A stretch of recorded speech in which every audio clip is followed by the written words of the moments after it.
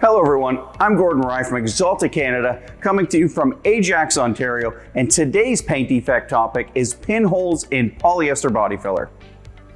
Have you ever done a repair on a body panel? Let's say you fixed a small dent, and after mixing, applying, and sanding the polyester body filler, you notice tiny little holes in the polyester filler repair area. Well, these are pinholes or micro pinholes, depending on the size and the amount of them in a given area. Let's talk about what can cause this problem. Some key factors to keep in mind are defective or age-expired hardeners. If it's grainy, seedy, or liquefied, don't use it. Whipping the filler and being aggressive when mixing the two components together can trap air within the product.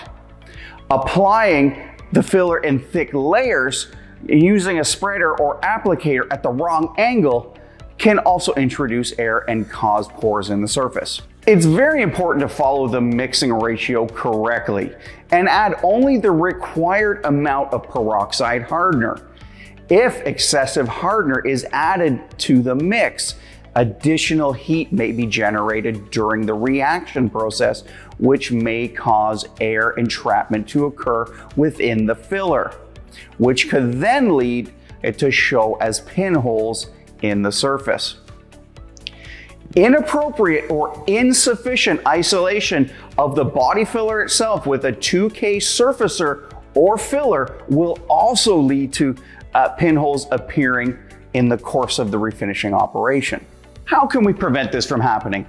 Only use the recommended hardener for the polyester body filler or glaze that you are using, and make sure they are not defective and are still within their shelf life. Fold when mixing, do not whip.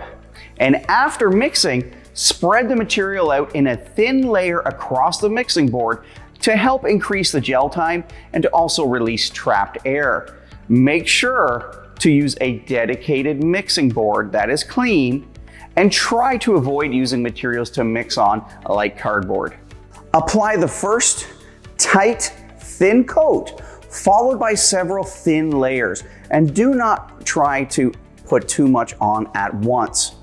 2 thinner applications will produce a better pinhole-free surface compared to trying to do everything in one operation. Apply the body filler uniformly and ensure that you smooth out the surface as not to leave any heavy trail marks.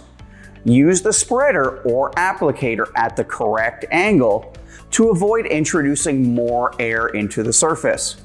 Finally, ensure that the panel work is done correctly to bring the damage as close as possible to the original shape to then minimize the amount of filler needed in the final repair.